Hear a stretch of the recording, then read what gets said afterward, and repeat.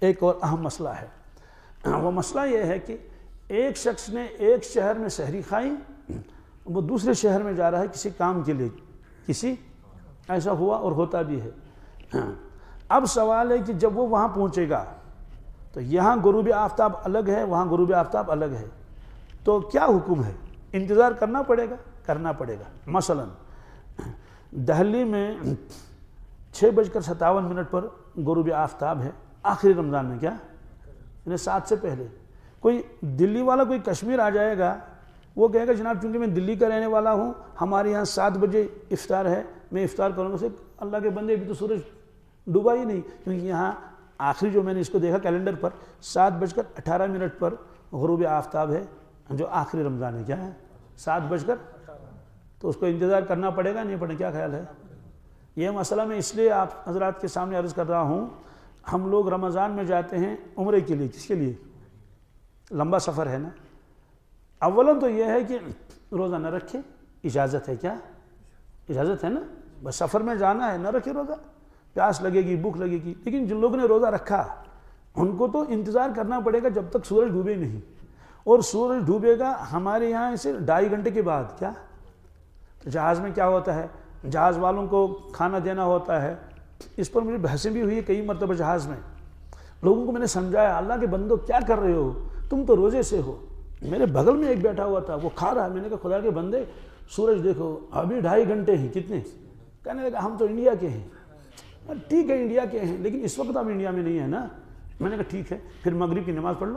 کیا جب آپ انڈیا کے ہیں مغرب کی نماز پڑھ لو، جب افطاری تو مغرب کی نماز پڑھ لی۔ تو اس کا کوئی جواب اس نے نہیں دیا۔ تو میں یہ بات عوام کے سامنے لانا چاہتا ہوں کہ الحمدللہ اس سال بھی رمضان میں پتہ نہیں کتنے حضرات عمرے کے لیے جائیں گے، تو ان کی خدمت میں گزارش ہے، اگر ان کا تحمل نہیں ہے تو روزہ نہ رکھیں۔ روزہ اجازت ہے، سفر لمبا ہے، لیکن جن لوگوں نے روزہ رکھا ان کے لیے جائز نہیں ہے کہ وہ ہندوستان کے ٹائم کے اعتبار سے افطار کر لیں، کیونکہ اس وقت جو ہے وہ عرب کے حدود میں جہاز داخل ہوتا ہے۔ ایک مرتبہ ہمارا ایک قافلہ گیا افریقہ کا، تو ساتھیوں نے بتایا کہ بمبئی سے نکلے، وہ بمبئی کے ٹائم اور افریقہ ٹائم 3 گھنٹے کا فرق ہے، کیا یعنی وہاں 3 گھنٹے بعد میں ہوگا، تو رات کے 10 بج گئے، کیا ابھی افطاری نہیں۔ ظاہر سی بات، ثم اتموا الصیام الی اللیل، آدمی جہاں جائے گا وہاں۔ اچھا ایک آدمی کشمیر میں رہتا ہے، کس میں؟ وہ چلا گیا دلی، تو یہاں 7:18 پر غروب آفتاب ہے، اس کا اپنا میقات جیب میں ہے، وہ افطاری نہیں کر رہا ہے۔ دلی والوں نے کہا اللہ کے بندے آفتاب غروب ہو گیا، وہ کہ نہیں چونکہ میں کشمیر کا ہوں۔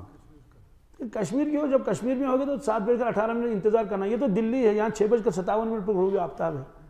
وہ کہیں نہیں صاحب جب تک کشمیر کا وقت نہیں آئے گا تب تک نہیں۔ اسے کہا رہنے دو، نہ تو افطاری کی نہ تو مغرب کی نماز پڑھ لی۔ وہ لوگ مغرب کی نماز پڑھ کے آئے گا، 21 منٹ کا فرق ہے نا۔ تو یہ مسئلہ میں نے اس لیے عرض کیا کہ ایسی غلطی نہ کریں۔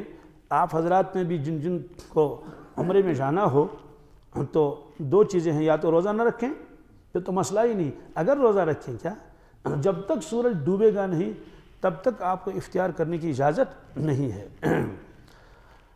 تو بہرحال ہاں سحری کا بھی یہی مسئلہ ہے، جو آدمی جہاں ہو تو اسی کے اعتبار سے سحری کر لے گا۔